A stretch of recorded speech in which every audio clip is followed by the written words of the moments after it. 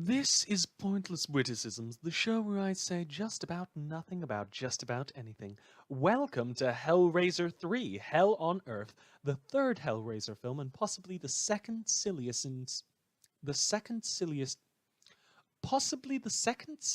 installment in the entire series. A lot of S's. Hellraiser 3 has a lot more death than the earlier installments in the series, and mixes up the orchestral pomp of Christopher Young's iconic Hellraiser soundtrack with a load of action movie noises and stuff to play during chase scenes, as opposed to the sort of trance music that plays during chases in earlier Hellraiser films to show a growing confusion and a mounting realization of the futility of trying to escape from these almost omnipresent terrors. Hellraiser 3 does not star anyone from the other Hellraiser films, and none of its characters will appear in later Hellraiser movies, aside of course from Doug Bradley's iconic villain Pinhead, who is called a Pinhead on screen in this film. Pinhead is just sort of one of those names, you know. It's a little diminutive and it's a little mocking. It refers to the most noticeable part of the character's design other than the fact that he's wearing a lot of black.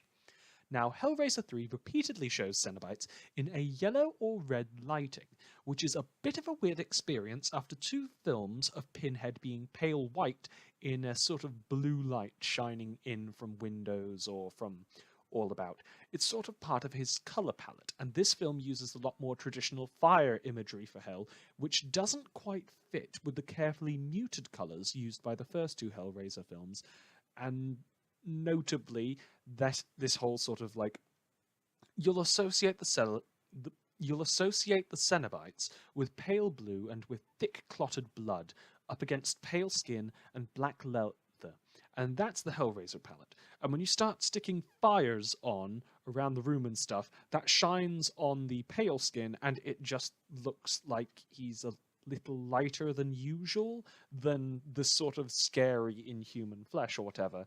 And realistically, this adding of fires and stuff can symbolically be linked to the fact that the Pinhead in this film is just pure evil instead of being an angel to some and a demon to others.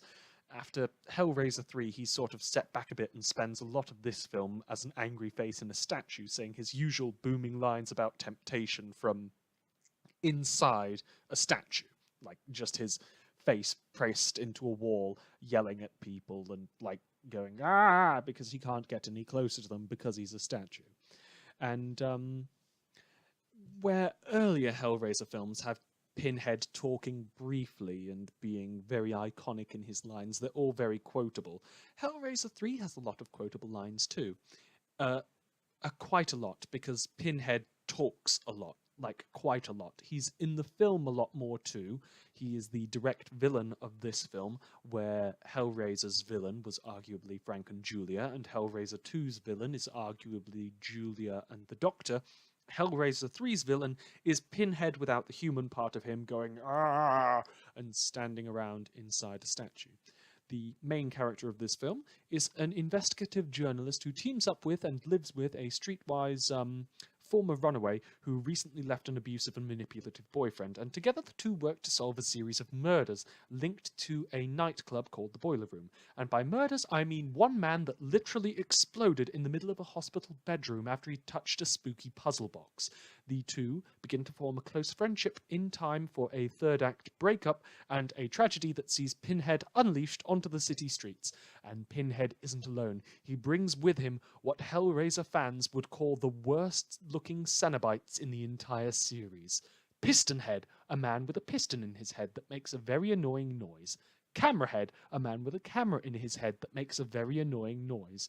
Barbie, a bartender that breathes fire and has his mouth sewn up and makes no noises whatsoever. And of course, my favourite Cenobite design in all of the Hellraiser franchise. None of the sort of like corruptions of Christian iconography that make a lot of the other characters great. None of the sort of like purposeful designs or corruption of who they were as a person before they're turned into demons. None of the sort of like creepy crown imagery that appears in Hellraiser Bloodline, or even the silliness that is the Chatterer but a dog in the next film, or the Chatterer but no legs in the fifth Hellraiser film. CD the DJ. CD the DJ is a DJ in leather fetish gear with CDs stuck in his head and a CD player in his chest.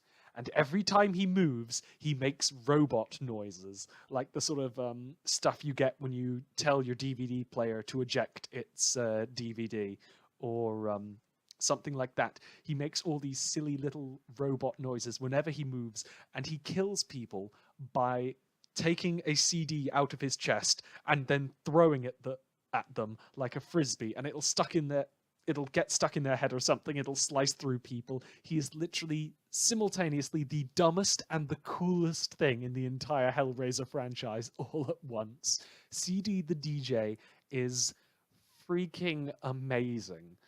And he's not the only really dumb and really cool thing in this film. There is a scene in Hellraiser 3 where Pinhead just wanders off into a church and melts crosses and blows up stained glass windows so he can show off and take the name of God in vain, and poses Jesus so he can really spell out all the symbolism behind his suffering and what he does to people. Because Pinhead is sort of an antichrist figure who takes pleasure in self-inflicted injury, deliberately inflicts pain on others, and warps people into a self-serving and self-destructive lifestyle.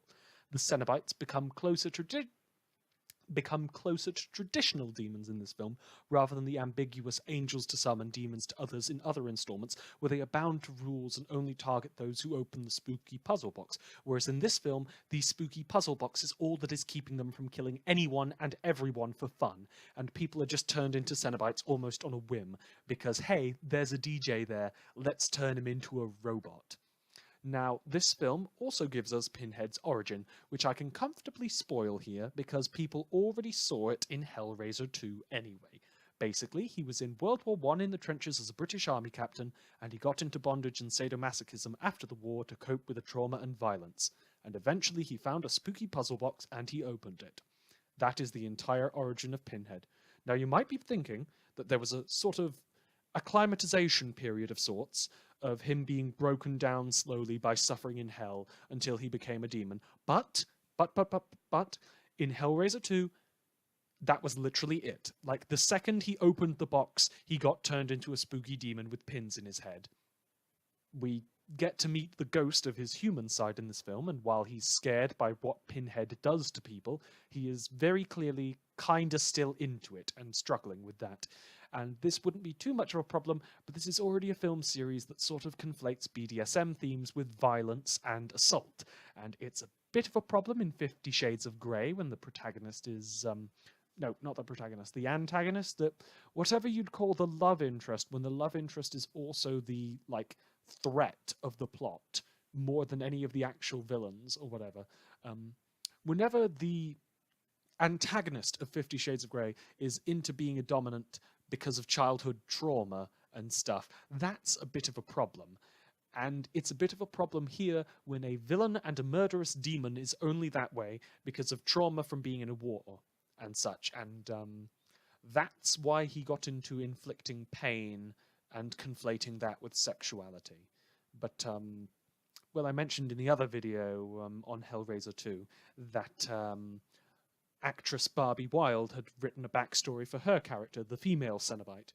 That is literally her name. It's just the female Cenobite. The other names for her are kind of worse in some way. Well, the book she wrote has it listed as Sister Silicy, which is the name of the thing she's hurting herself with. And yeah, she's only really that far because she's broken. And yeah, it's sort of a problem when the film series that is BDSM is Evil is, of course, you're only into that stuff because trauma and hurt. That's just a troubling theme that's on the side whenever you pick up the Hellraiser dish.